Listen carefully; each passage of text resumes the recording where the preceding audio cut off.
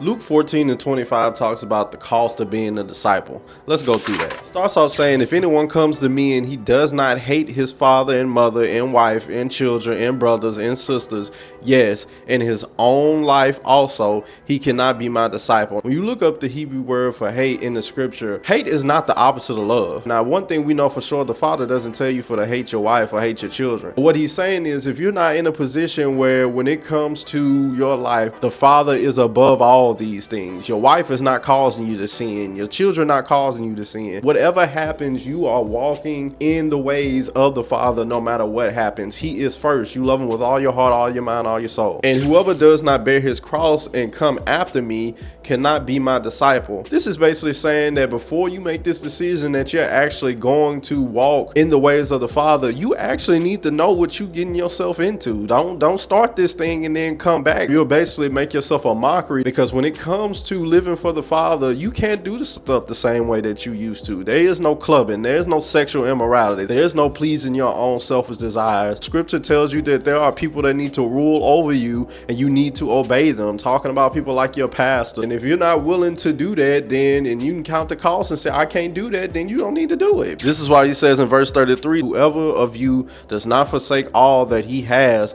cannot be my disciple.